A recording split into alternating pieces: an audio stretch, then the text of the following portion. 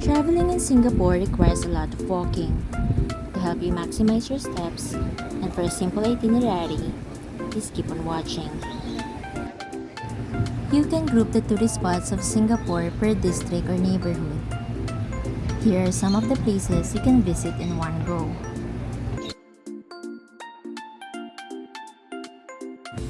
First is Kampong Glam and Bugis.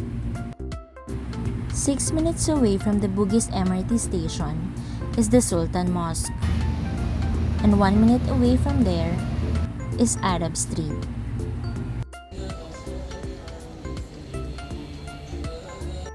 Three to 5 minutes from Arab Street is the popular street of Haji Lane.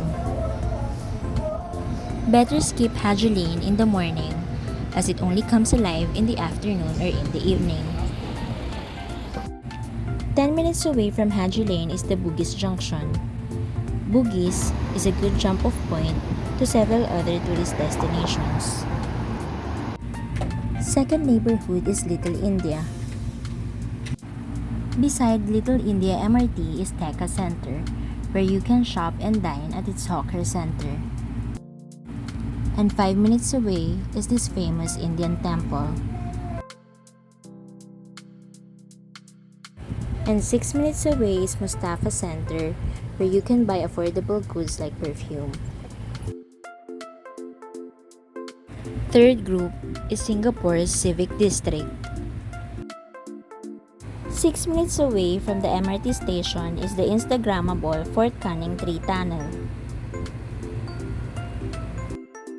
And a few minutes away is the National Museum of Singapore. This is from the tunnel and not from the entrance of the park. Located near the National Museum are photo spots of Chimes and Old Hill Police Station. And a few steps away is Clarke Quay. The fourth district is Chinatown. You can buy your souvenirs and other items in the street market right around the Chinatown MRT.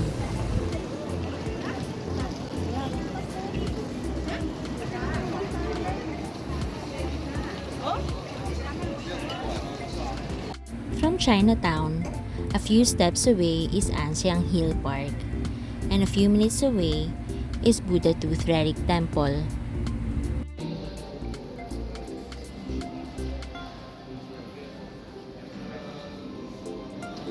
Several establishments are located near the temple, one of which is one of the branches of Yakun Kaya Toast, which is located just across it.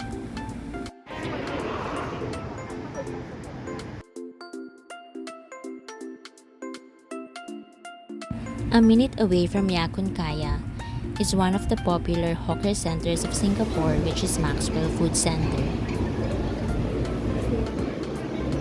Other popular hawker centers in Chinatown is the Chinatown Complex and the Hong Lim Food Market.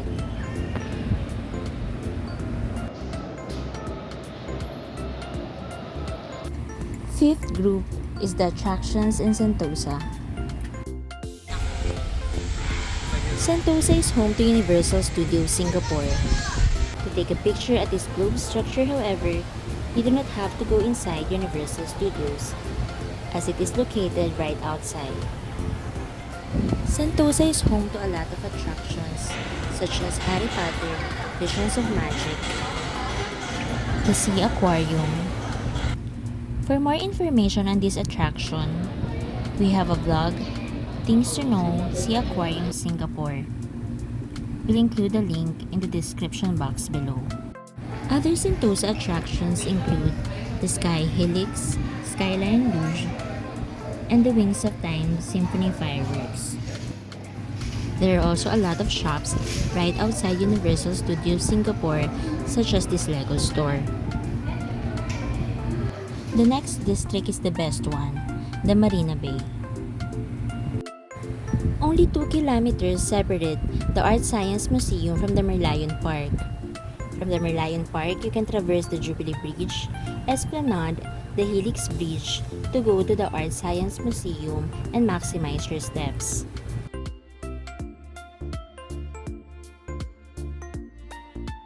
The Art Science Museum is spectacular inside, outside, during the day, as well as during the night.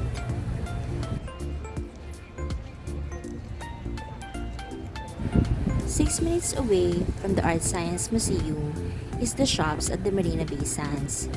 It is home to a lot of luxurious brands and stores, as well as the Spectral Light Show, which happens at 8 p.m. and 9 p.m.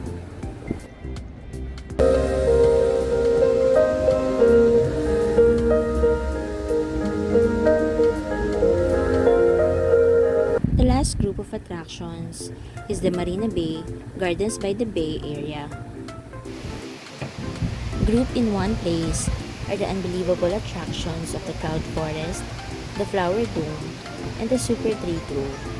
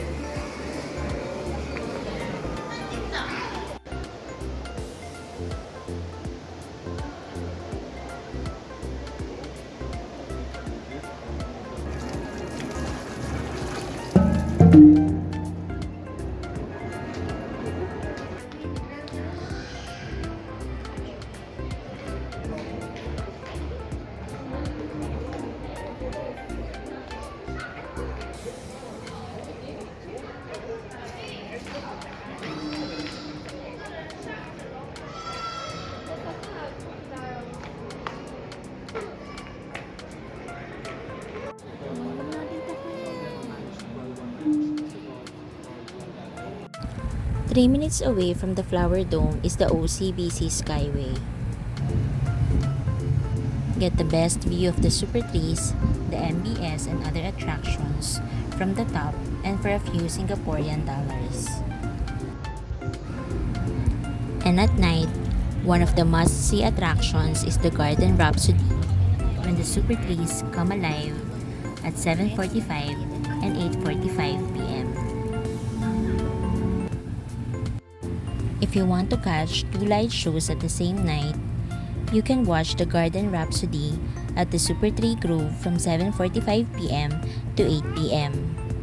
After 8 p.m., you can walk from the Super Tree Grove to the shops at the Marina Bay Sands.